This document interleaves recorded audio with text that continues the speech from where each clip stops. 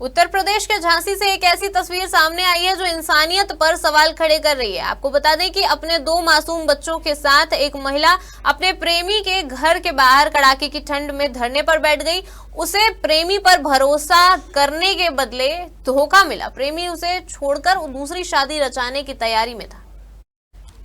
महिला मऊरानीपुर कोतवाली क्षेत्र की रहने वाली है। साल 2021 में उसकी शादी हुई थी और उसने एक बेटी को जन्म दिया। दहेज की मांग को लेकर पति ने उसे घर से निकाल दिया। इसी बीच मोहल्ले का एक युवक और उसकी मां उसकी जिंदगी में आए। मां बेटे ने उसे सहारा देने का वादा किया, शादी का भरोसा भी दिलाया। उसके जेवरात तथा 70,000 रुपए ले लिए। महिला को किराए के मकान में रखा गया, जहां युवक भी उसके साथ रहने लगा। इस दौरान प्रेमी युवक से महिला को एक और बच्चा हुआ। इसके बाद युवक की दूसरी शादी की तैयारी शुरू कर दी गई।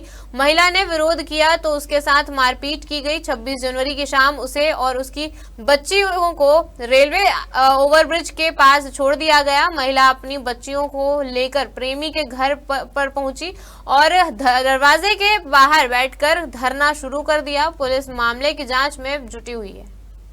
समस्या हमारी शादी हुई थी मऊरानीपुर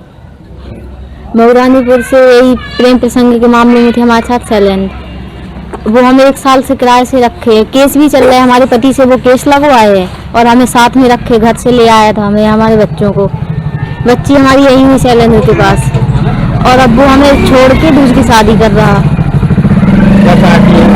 सैलेंट के साथ रहना, सैलेंट के साथ रहना चाहते। कहाँ का निवासी है? यही मऊरानीपुर गांधीगंज मोहल्ले का। अब आप क्या चाहती हैं? अब हम ये चाह रहे हैं, हम रात में ये बच्चों को लेकर कहाँ जाए। जब वो उसने किया है तो बच्चों को लेकर यही साथ घर में रहे हमारे। इसकी सूचना आपने पुलिस को दी है? हाँ दी है, हमारी कोई सुनवाई नहीं हुई। क्या कह रही है पुलिस? गए थे हम थाने, तो थाने में बोला कि दरोगा साहब आएंगे।